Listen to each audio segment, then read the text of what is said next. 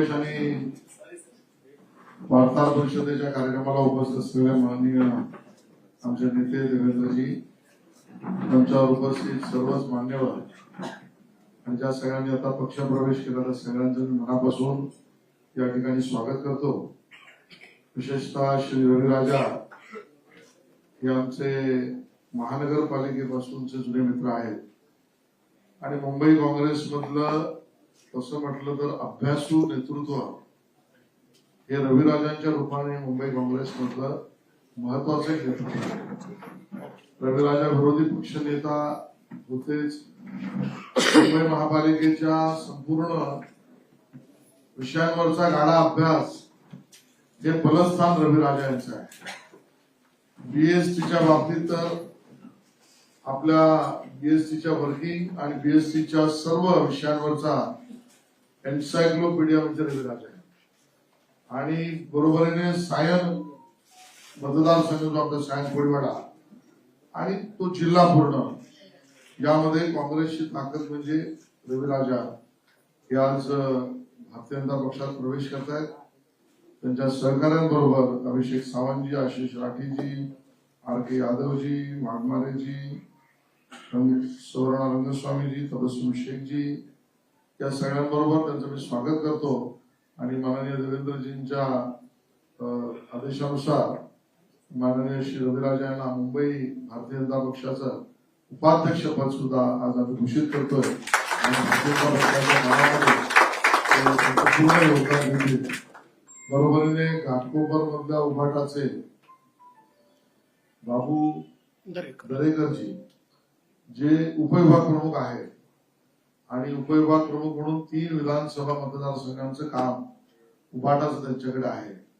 त्यांच्या येण्याने घाटकोपर पूर्व, घाटकोपर पश्चिम आणि हा सगळा परिसर, या परिसरामध्ये भारतीय जनता पक्षाची ताकद वाढणार आहे। त्यांचंही मी या ठिकाणी स्वागत करतो आणि सगळ्यांना शुभेच्छा देतो। आपल्या सगळ्यांनाही दीपावलीच्या खूप खूप शुभेच्छा।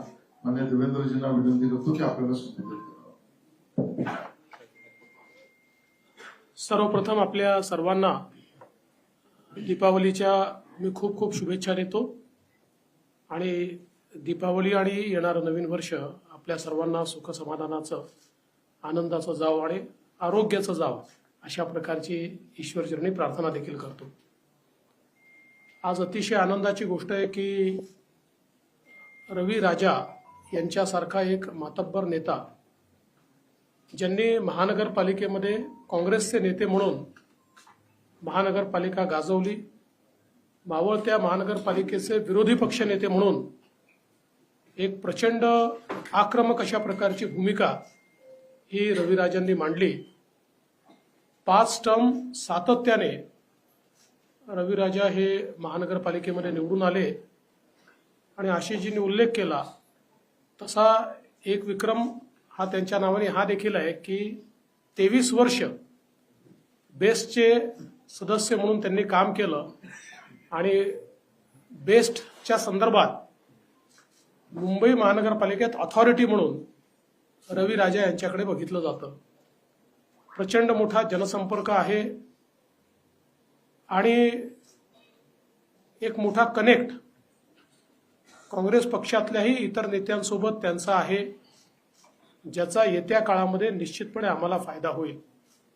त्यांच्यासोबत अनेक नेत्यांनी प्रवेश केलेला आहे, त्या सगळ्यांचं मी स्वागत करतो आणि मला अपेक्षा आहे की रविराजा यांच्या अनुभवाचा फायदा हा भारतीय जनता पक्षाला मिळेल। त्यांच्या माध्यमातून अनेक लोक आता संपर्कात येत आहेत। पुढच्या काळामध्ये काँग्रेसची काही प्रमुख मंडळी ही त्यांच्या संपर्कातून भारतीय जनता पक्षामध्ये प्रवेश करतील अशा प्रकारची या ठिकाणी परिस्थिती आहे। ती नावं आज मला विचारू नका, ज्यावेळेस त्यांचा प्रवेश होईल तेव्हाच मी सांगेन। पण मला असं वाटतं की ज्या लोकांनी महानगरपालिकेत आणि शहरामध्ये काँग्रेस टिकवून ठेवली त्यापैकी एक असलेले रविराजा हे आमच्याकडे आल्यामुळे निश्चित आम्हाला त्याचा एक मोठा फायदा होईल आणि अर्थातच त्यांचं कार्यक्षेत्र हे मोठं आहे, पण सायन कोळीवाडा एक मेजर त्यांचं क्षेत्र आहे, त्यामुळे तिथेही आमच्या उमेदवारांना तमिल सेल्वनजींना निवडून येण्याकरता एक मोठा हातभार त्यांचा लागेल. यासोबत बाबू दरेकरजी जे उपविभाग प्रमुख आहेत ते या ठिकाणी उबाठा सेनेतून भारतीय जनता पक्षामध्ये त्यांनी देखील प्रवेश केला आहे आणि निश्चित त्यांच्या प्रवेशामुळे घाटकोपरमध्ये आमच्या भारतीय जनता पक्षाला ताकद मिळेल, आमच्या उमेदवारांना त्याचा फायदा मिळेल. त्यांचंही मी मनापासून स्वागत करतो. येत्या काळामध्ये अनेक चांगले नेते हे भारतीय जनता पक्षामध्ये प्रवेश करताना आपल्याला दिसतील आणि एक प्रकारे जनतेच्या मनामध्ये आता विश्वास तयार व्हायला लागलेला आहे की पुन्हा एकदा महायुतीचंच सरकार हे सत्तेमध्ये येणार आहे आणि त्यामुळे एक सकारात्मकता महायुतीच्या संदर्भात ही आम्हाला देखील जनतेमध्ये पाहायला मिळते. आता आपल्याला कल्पना आहे की नामांकन पूर्ण झालेलं आहे. नामांकनानंतर काही ठिकाणी आमचे क्रॉस फॉर्म्स आले होते. काल त्या संदर्भात माननीय मुख्यमंत्री एकनाथराव शिंदेजींच्या घरी आमची बैठक झाली. त्या बैठकीमध्ये अजितदादाही होते, मी होतो, आमचे बावनकुळेजी, तटकरेजी, प्रफुल्लभाई सगळे आम्ही बसून जवळपास सगळे इश्यूज आम्ही संपवलेले आहेत. त्यामुळे आता त्या संदर्भातले कुठलेच इश्यू आमचे शिल्लक नाही. त्याचं प्रत्यंतर तुम्हाला आज आणि उद्यामध्ये दिसेल आणि जे परत घेतले पाहिजे असे क्रॉस फॉर्म्स सगळे परत होतील. आता आमचा प्रयत्न असा आहे की काही ठिकाणी क्रॉस बंडखोरी आहे, म्हणजे एकमेकाच्या उमेदवारासमोर लोक उभे झालेले आहेत. त्याही संदर्भात आम्ही एक नीती त्याची तयार केलेली आहे आणि तिन्ही पक्ष मिळून अशा प्रकारे ज्यांनी त्या ठिकाणी तिकीट नसताना उमेदवारी भरली आहे त्यांना परत घेण्याचा प्रयत्न आमचा असणार आहे. पक्षांतर्गतही काही ठिकाणी अशा प्रकारचे आमचे कार्यकर्ते उभे झालेले आहेत. त्यांना विश्वासात घेऊन आणि योग्य प्रकारे त्यांच्याशी चर्चा करून त्यांनाही परत घ्यायला कसं लावायचं असा आमचा प्रयत्न असेल. कालच्या एकूणच जे काही आता उमेदवारी अर्ज परवा जे सगळे पूर्ण झाले त्याच्यामध्ये आणि काल स्क्रुटिनीनंतर आम्हाला अपेक्षित असे सगळे अर्ज वैध झालेले आहेत. त्यामुळे आता मला असं वाटतं की दिवाळी 2 दिवस आहे, त्यानंतर साधारण 4-5 तारखेनंतर जोराने प्रचार सुरू होईल. त्याच्याकरता पूर्ण तयारीत आम्ही आहोत आणि अशा वेळी चांगली लोक भारतीय जनता पक्षात प्रवेश करतायत. मी त्यांचं सर्वांचं मनापासून स्वागत करतो.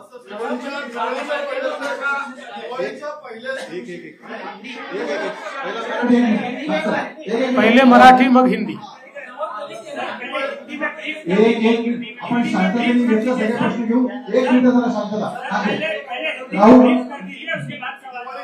दिवाळीच्या पहिल्याच दिवशी मुंबई काँग्रेसला धक्का दिलेला आहे. येणाऱ्या काळामध्ये आणखी काही दिवसामध्ये काँग्रेसच्या प्रदेश नेतृत्वामध्ये काही धक्का मिळू शकतो का? असं काय पाहायला मिळू शकतं का? तुम्ही काय सूचक विधान केलं? येणाऱ्या काळात आणखी काय पक्षप्रवेश होऊ शकतात? निश्चितपणे होणार आहेत. काही चांगले पक्षप्रवेश हे अजून भारतीय जनता पक्षामध्ये होऊ शकतात. तुम्ही त्याची वाट पहा. आज मला विचारू नका. पक्षातील काही लोकांनी अपक्ष म्हणून अर्ज भरलेला आहे. त्यामध्ये गोपाळ शेट्टी काही जागा नाही. नाही, आमचा निश्चितपणे प्रयत्न आहे. बघा, शेवटी गोपाळ शेट्टी हे भारतीय जनता पक्षाचे एक अतिशय प्रामाणिक अशा प्रकारचे सैनिक राहिले आहेत. ते अनेक वेळा आग्रही असतात पण शेवटी पक्षशिस्त ते मान्य करतात. त्यामुळे आमचा हा प्रयत्न असेल की सगळी परिस्थिती त्यांना समजून सांगावी आणि त्यांनी नेहमी जी भूमिका घेतली आहे भारतीय जनता पक्षाच्या मागे उभं राहण्याची, तीच भूमिका त्यांनी घ्यावी अशा प्रकारचा आमचा प्रयत्न असेल.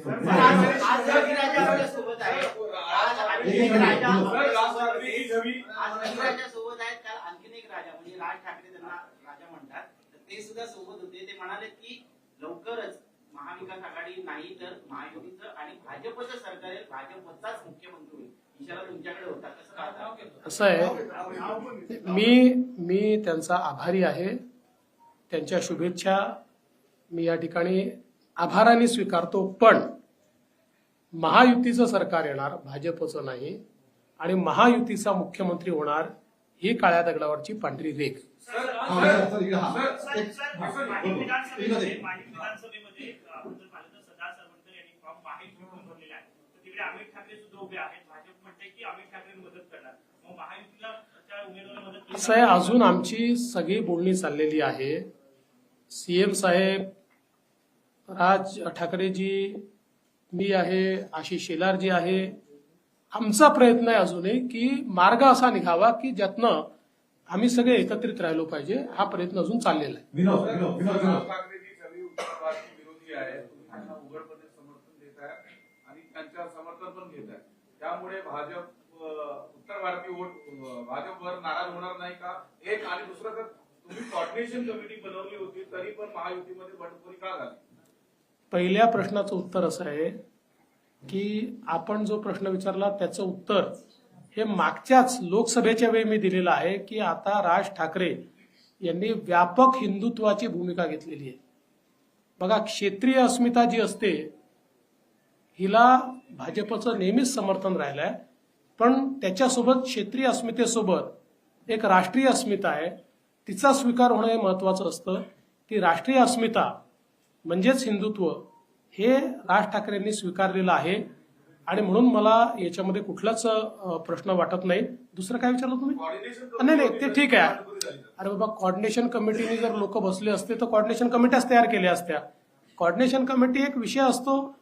आता तुम्ही मला सांगा की 288 मतदारसंघात 8-10 मतदारसंघामध्ये प्रॉब्लेम झाले, म्हणजे किती कोऑर्डिनेशन झालं बघा ना. त्यांचं तर अजून समजलंच नाहीये महाविकास आघाडीचं नेमकं काय झालंय. तुम्हाला कळलंय का? कळलं असेल तर मला नंतर समजावून सांगा. पांडेजी दिवाली के दिन ही पहला पटाखा आपने यहाँ सुबह सुबह जलाया है. क्या ये लगातार चुनाव तक रहेगा क्या? पहला. दूसरा सवाल ये है कि जिस तरीके से बगावती तेवर अलग अलग जगहों पर दिख रहे हैं, उसके लिए बीजेपी और महायुति कितना प्रयत्न कर रही? कल रात में आपकी मीटिंग नहीं हुई.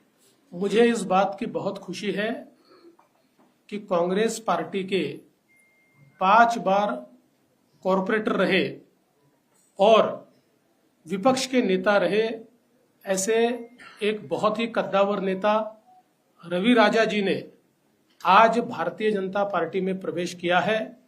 उनके साथ कई प्रमुख पदाधिकारियों ने भी भारतीय जनता पार्टी में प्रवेश किया है. मैं रवि राजा जी का बहुत स्वागत करता हूं. उनके साथ आए सभी पदाधिकारियों का स्वागत करता हूं. साथ में उबाठा सेना से बाबू दरेकर जी ने भी प्रवेश किया है. मैं उनका भी बहुत बहुत स्वागत करता हूं और ऐसे पटाखे चलते ही रहेंगे. जो आपने सवाल किया उस पर मैं इतना ही कहना चाहता हूं. अभी रवि राजा जी के ही संपर्क में कई लोग हैं जिनसे उन्होंने मेरी बात करवाई है, जिनमें से कुछ लोग बहुत प्रमुख लोग हैं. ऐसे लोग भी और अन्य लोग भी आने वाले दिनों में बीजेपी में आते हुए आपको दिखाई पड़ेंगे. और जहां तक बागियों का सवाल है, तीनों पार्टियों ने बैठकर जहां क्रॉस फॉर्म आए थे उस पर हम लोगों ने जो प्रॉब्लम है उसको सॉल्व किया है. अब बागियों के ऊपर भी प्रयास चल रहा है. मुझे विश्वास है कि हम लोग सबको मना लेंगे और फॉर्म वापिस लेंगे. पटाखों की बात है, इसके लिए हमारे पटाखे पर्यावरण पूरक होंगे.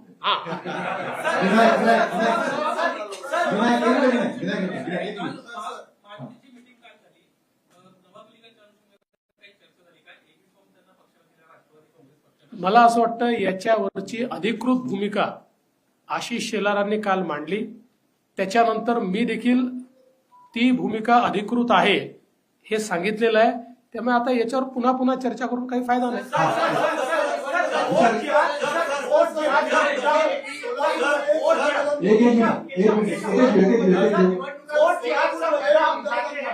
All India Muslim Personal Law Board के मौलाना सज्जाद आज मनोज जरांगी पाटिल से मिल रहे हैं. आपके खिलाफ, बीजेपी के खिलाफ एक एंटी फ्रंट बनाने का प्रयास all India Muslim Personal Law board द्वारा किया जा रहा है, उस पर आपका क्या कहना है? देखिए, डेमोक्रेसी है, लोकतंत्र है. लोकतंत्र में जिसको फ्रंट बनाना है बनाए, जिसको बैक बनाना है बनाए, जिसको जो बनाना है बनाए. सवाल ये उठता है कि महाराष्ट्र की जनता किसका साथ देने वाली है. मुझे पूरा विश्वास है कि महाराष्ट्र की जनता ने महायुति को समर्थन देने का तय किया है। हाँ,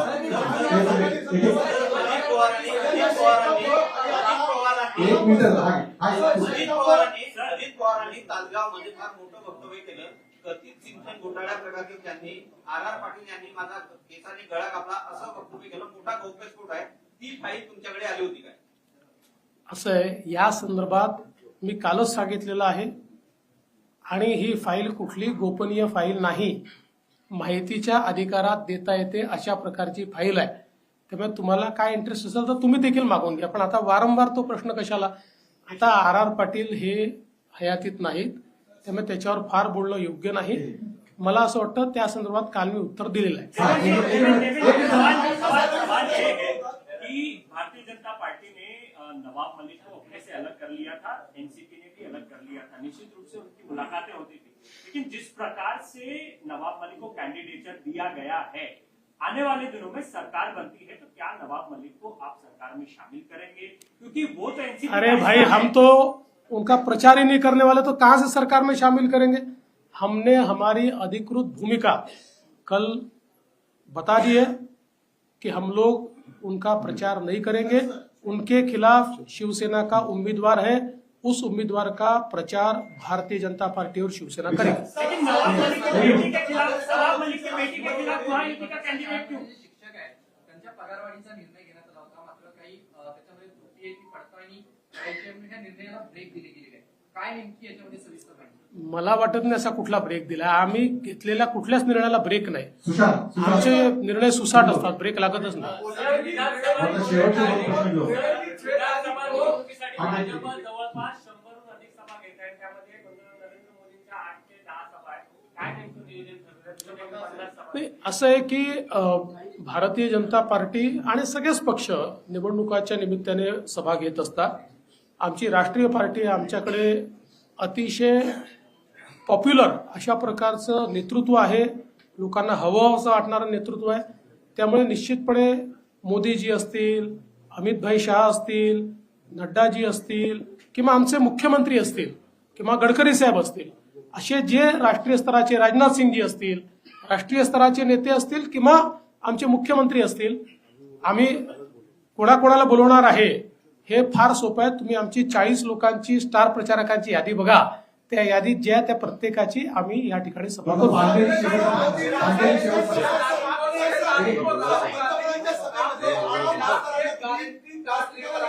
क्या 6 तारीख को राहुल गांधी मुंबई में गारंटी कार्ड लॉन्च कर रहे हैं और महायुति को ये गारंटी कार्ड जो भी है, जो योजनाएं चल रही है उसके सुपर सीड करके एक्स्ट्रा बहुत सारी चीजें लेकर ऐसा कांग्रेस दावा कर रही है. मेरा पहला सवाल राहुल जी को यही होगा कि आपने ऐसा ही गारंटी कार्ड तेलंगाना में दिया था, वो क्यों इम्प्लीमेंट नहीं हो पाया? आपने ऐसा ही गारंटी कार्ड हिमाचल प्रदेश में दिया था, वो क्यों नहीं इम्प्लीमेंट हो पाया? आपका गारंटी कार्ड ये राजस्थान में और छत्तीसगढ़ में फेल हो गया, इसलिए लोगों ने आपको फेल कर दिया. तो ये गारंटी कार्ड का ढकोसला लेकर जो वो आ रहे हैं उसकी क्रेडिबिलिटी 0 है. काँग्रेसने कट केलेला आहे. मोदींच्या व्यासपीठावरती ते दिसलेले होते. तुम्ही मोठा कार्यक्रम घेतलेला होता घराच्या चालू वाटपासंदर्भात. आधी शेकापचे जयंत पाटील, आता डाव्या पक्षातील आडम मास्तर. महायुती अशा लोकांना संधी देणार का, जवळ करणार? आडम मास्तरांना चांगले लोक कोण आहेत आणि वाईट कोण आहेत याची ओळखच पटली नाही.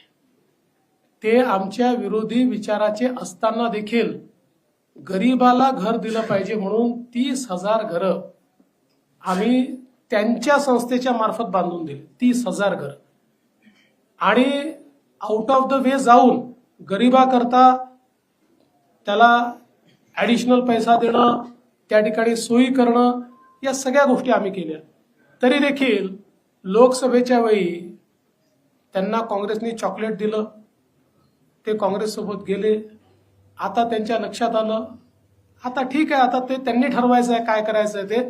मला एवढंच वाटतं की कोण उपयोगी आहेत आणि कोण उपयोग करून घेतात याचा कधीतरी विचार आडम मास्तरांसारख्या लोकांनी केला पाहिजे. तुषार रवि राजा लास्ट के तुझा आने के प्रश्न बाद ठीक आहे. रवि राजा के आने के साहेबांना बाद नागपूरला जायचंय. भारतीय जनता पार्टी क्यों मजबूत होगी मुंबई में? कितनी सीटें आप मुंबई से निकाल पाए? आणि तुषार देखिए, बहुत मजबूत हमारी पार्टी मुंबई में होगी, क्योंकि एक अनुभवी नेता हमारे पास आया है, विशेष रूप से उनका जो कार्य क्षेत्र है और उसमें भी सायन कोळीवाड़ा है कि जहां से एक प्रकार से वो अपना बड़ा वजूद रखते हैं, वहां तो हमको फायदा होगा ही, लेकिन उनके संपर्क से अन्य जगह पर भी फायदा होगा. तुषार आखरी आणि मग 5 मिनिटं रवी राजा बोलतो. दिवाळीचे दिवस आले, तुम्ही अनेकांना दिवाळीच्या शुभेच्छा देतात. तुम्हाला दिवाळीचे फोन येतात. दोन प्रमुख फोन, उद्धव ठाकरेंचा तुम्हाला दिवाळीच्या शुभेच्छांसाठी फोन आला का? शरद पवारांचा तुम्हाला फोन आला का? किंवा तुम्ही यांना दिवाळीच्या शुभेच्छा देणार आहात का? मला अजून फोन आला नाही, पण माझ्या जाहीरपणे त्यांना दिवाळीच्या शुभेच्छा आहेत. धन्यवाद. एक फक्त एक रवी राजा बोलणार आहेत या सगळ्या ठिकाणी आपण त्याला पहिल्यांदा हे करू. ठीक आहे. आता आपण रवी राजा सर्वप्रथम सगळे जे इकडे उपस्थित आहे सगळे लोकांना मी दिवाळीचे मनपूर्वक शुभेच्छा देतात. या प्रसंगी जे आज पक्षप्रवेशचे कार्यक्रममध्ये सर्वप्रथम मी भारताचे पंतप्रधान नरेंद्र मोदीजी, होम मिनिस्टर अमित शाहजी, भाजपचे अध्यक्ष नड्डाजी, भावी मुख्यमंत्री आणि आताचे उपमुख्यमंत्री श्री देवेंद्र फडणवीस जी, हे फक्त सेन्सर करून टाकाल. You don't aspire to become chief minister. मुंबईचे बीजेपीचे अध्यक्ष आशिष शेलारजी, आमचे सोबत आमदार कपिल सोलमजी, आमचे सोबत पराग शाहजी, राजेश शिरवडकरजी आणि सगळे जे उपस्थित आमचे मित्रांनो, आज मी 44 वर्ष जे काँग्रेसमध्ये होते ते सोडून या पक्षात मी आता आज पक्षप्रवेश केलेला आहे. आणि या निमित्ताने आदरणीय फडणवीस साहेबांनी आणि आशिष शेलार साहेबांनी मला एक जबाबदारी दिलेला आहे की मी मुंबई प्रदेशच्या भाजपचा उपाध्यक्ष दिलेला आहे. त्यांनी नेमणूक केलेला आहे. मी त्याला मनपूर्वक आभार मानत आहे. आणि मी एक सांगू इच्छितो की मी जे पक्षात आलेला आहे ते पक्षात जे प्रोग्रेसिव्ह पक्ष आणि जे मुंबईमध्ये आणि महाराष्ट्रामध्ये आणि भारतात जे आता पंतप्रधान मोदीचे नेतृत्वावर जे काम होतात हे बघून कोणी आता असं सांगू शकत नाही की महाराष्ट्रामध्ये महायुती सरकार येणार आहे. आणि जे लोक बसलेले आहे फक्त स्वप्न बघतात, स्वप्नामध्ये राहतात. आणि आमच्या असा अपेक्षा आहे, मी एक अनकंडिशनल सपोर्ट म्हणून इकडे आलेला आहे. एक कार्यकर्ता म्हणून मी इकडे काम करणार आहे. आणि फक्त जसं मी 5 टर्म नगरसेवक होते आणि नंतर मी लीडर ऑफ ऑपोजिशन होते. फक्त असं आहे की काँग्रेस पार्टीने कधीही माझा जे उपयोग करायला पाहिजे, जे माझ्या ज्ञानचा उपयोग करायला पाहिजे ते कधी केले नाही. माझा एक विनंती आहे की माझा जे एक्सपिरियन्स आहे, माझा जे ज्ञान आहे, आपण उपयोग करा. आणि त्यासाठी मी पार्टीसाठी काय करायचं मी रात्री दिवस एक करून करणार आहे. आणि दुसरं असं आहे की माझे बाजूला आमचे आमदार कपिल सोलम बसलेला आहे. आज मी आपल्याला सांगू इच्छितो की कपिल सोलम आता जिंकलेला आहे. आता फक्त मार्जिनसाठी आपण ते बघायचे आहे. आणि परत आदरणीय देवेंद्र फडणवीस साहेब आणि आशिष शेलार साहेबांना मी धन्यवाद देतो. जय हिंद, जय भारत.